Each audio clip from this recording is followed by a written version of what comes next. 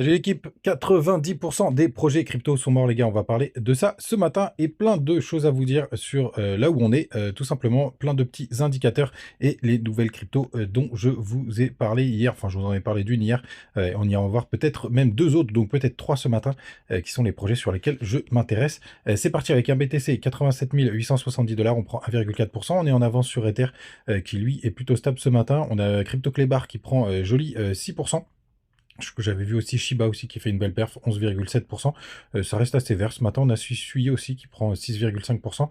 Puis qui continue de dévisser, qui perd quasiment 10%. PP 40e, 6,6%. Et dans le bas du top 50, qu'est-ce qu'on a? C'est AAV qui est 50e. Il est plutôt stable. Allez, il perd 1,2%. Tout simplement, les gars, du côté du, on va commencer direct avec ça. Demain, attention, à 13h30, vous avez le GPD. Alors, quand vous avez quand vous savez pas ce que c'est, vous pouvez aller cliquer directement sur le petit dossier qui est juste là. Et voilà, vous arrivez. Donc, c'est le Gross Domestic Product. Et en fait, c'est tout simplement des chiffres de l'inflation qui sont ajustés sur les biens et services. Donc, ce sera un chiffre qui sera assez important, qui sera regardé par la Fed pour les taux d'intérêt. Donc, attention, demain à 13h30. Ça risque de bouger, on en reparlera vite fait demain matin. Du côté du daily du BTC, vous voyez qu'on est vraiment toujours sous une grosse résistance. On essaye de l'attaquer ce matin. Vous voyez, on a une petite impulsion de bougie. Je reviens vite fait sur le hash rebound hier parce que là pour le coup ça commence à bien se confirmer même si on attendra le weekly. Attention parce que ça nous était arrivé quand même d'être très proche du top avec une pastille bleue qui s'active. Vous voyez, c'est celle qui est juste là. Hop, vous voyez, on s'était activé le 2 août, donc c'était 2 mois avant, enfin août, septembre, octobre. Vraiment, ouais, c'était plutôt 3 mois avant d'avoir trouvé le deuxième top du BTC. Donc ça pourrait nous dire qu'on a 3 mois avant le prochain top et celui de 2020 aussi, décembre 2020. Pareil, on avait à peu près 3 mois avant d'atteindre le top. On peut même se mettre en monthly. Hop. Je sais pas s'il s'affiche d'ailleurs en monthly. Tac, tac, tac. Bon, ça déconne. Je vais pas retrouver mes graphiques s'ils sont là. Hop, le top c'était... Alors ça doit être par ici. Je vais y arriver ou pas? Non, il veut pas me le mettre. Bon, c'est pas grave. Si c'est là, voilà. Tac. Ouais, mais je sais pas si je vais réussir à choper les pastilles bleues. Si vous voyez, hop, 1, 2, 3 mois. Et on avait trouvé le top. Et là, ici, c'était un peu plus, 4 mois. Donc ça nous emmènerait, pourquoi pas, une target au mois de, si on a à peu près la même chose qui se profile, au mois de juin. Et vous savez aussi que j'ai une confluence au mois de juin. Donc ce sera intéressant de le noter. Allez, on revient un peu dans le présent.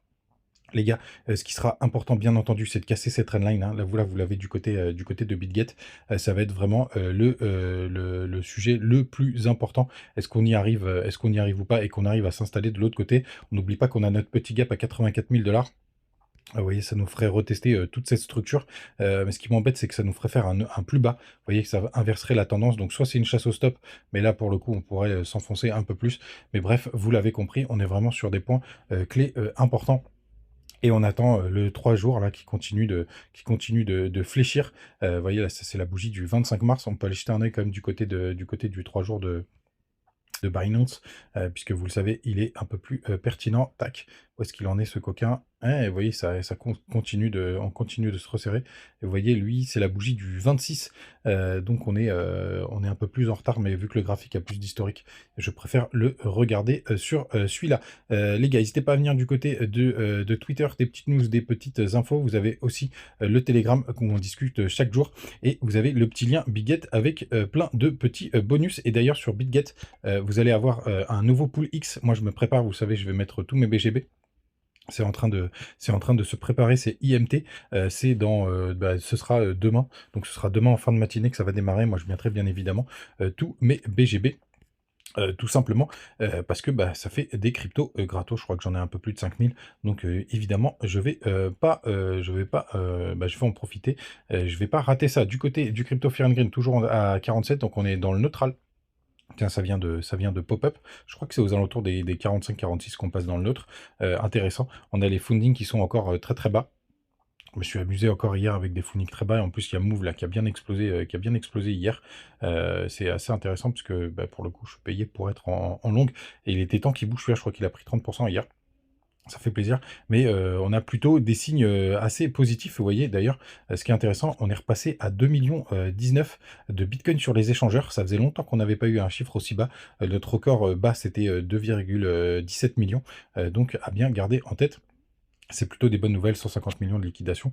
Là, de ce côté-là, c'est plutôt calme.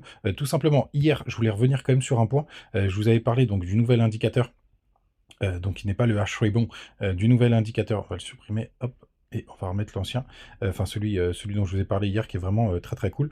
UTBot, si ça veut bien fonctionner. Je vous l'ai mis en petit message, mais quand vous avez le monthly, parce que je vous disais que c'était sur le monthly qui est le plus intéressant, quand vous avez le monthly qui pop-up, vous voyez là, juste là, vous avez buy and sell parce que certains d'entre vous me disaient effectivement, à juste titre, que attention parce que ça nous donnait pas forcément des zones des très très bonnes zones. Mais quand vous avez le buy par exemple qui s'active, bon là je suis sur la Bitcoin dominance donc ça veut dire qu'il nous conseille plutôt de rester en BTC. Quand vous avez par exemple le prochain sell qui s'active, il faudra aller dans les détails et passer en weekly pour avoir un point beaucoup plus précis. Vous voyez là par exemple le buy il est beaucoup plus précis, il faudra prendre le dernier. C'est beaucoup c'est beaucoup plus propre d'avoir le premier pop-up monthly et après de descendre en weekly pour être un peu plus précis sur le point. Et bien entendu, c'est des indicateurs, hein, ça donne des indications. C'est pas pour autant qu'il faut le prendre au pied de la lettre. Ça vous rajoute un biais supplémentaire. Les autres infos, donc les cryptos du jour, il y a celle dont je voulais vous parler hier, je l'ai pas fait en plus, j'ai FOMO comme un débile. C'est Red, que je trouve vraiment très intéressant, d'un point de vue projet. Vous voyez, on a eu un petit W, un tout petit W daily. Alors c'est pas un vrai W à proprement parler, encore que ici, enfin c'est plus un running momentum. Vous voyez, ça a pump, ça m'a un petit peu agacé. Donc j'ai FOMO comme un idiot, vous voyez, ça m'arrive même à moi, pour le coup. Mais c'est une crypto sur laquelle je voulais rentrer depuis un moment. On est sur une capitalisation boursière de 179 millions sur 640. Mais ce qui est très intéressant, je vous montrerai la dilution après. Vous avez beaucoup de followers du côté de, d'ailleurs, vous en avoir un de plus, du côté de Twitter. Donc ça, c'est plutôt propre. Et c'est un projet aussi qui m'intéresse. Vous avez toutes les infos quand vous êtes dans à propos juste là, tout simplement. Donc cet oracle modulaire Redstone, et en plus il est excellemment bien noté du côté de Chainbroker. Vous voyez 772, hein, ça veut dire qu'il est dans les top projets. Et ce que je vais vous montrer, la tokenomics, parce que bien entendu, vous le savez, je regarde ça, mais regardez, elle est plutôt propre. On est au moins de mars 2025 et on est à une supply de 275 millions grosso modo, et on va être à peu près peinard jusqu'environ la fin de l'année, voire même février 2026, et après ça va être une catastrophe cette tokenomics. Donc je suis en train de réfléchir justement à tout simplement préparer un énorme short quand on se rapprochera de cette période. Mais ça fait partie des cryptos que je surveille de très très près. Tout simplement. D'ailleurs, pour tous ceux, j'ai renvoyé le mail avec les informations, avec le CP score. C'est parti hier pour les retardataires. Encore merci pour les généreux donateurs. Et puis, je vais faire aussi quelques mises à jour. Et sachez, pour le coup, on va pas avoir le temps de les regarder ce matin, mais sachez que je regarde de très très près Orca. D'ailleurs, je suis rentré en langue dessus, vous pouvez le constater, que je regarde de très très près puisqu'il commence à faire quelque chose d'assez intéressant. Je vous laisserai, vous pouvez aller, on rejettera peut-être les détails demain. Et Auction, parce que ça y est, il a bien corrigé de tout son mouvement. Je suis pas encore rentré dessus, mais il commence à m'intéresser fortement suite à sa dernière impulsion et l'intérêt qu'il y a du côté de cette crypto. Les gars, vous savez tout. N'oubliez pas, vous avez le petit lien du côté de BitGet pour aller notamment avec le pool X là, qui arrive demain. Donc n'hésitez pas à en profiter. Et comme d'habitude, on se retrouve tous les matins. Ciao!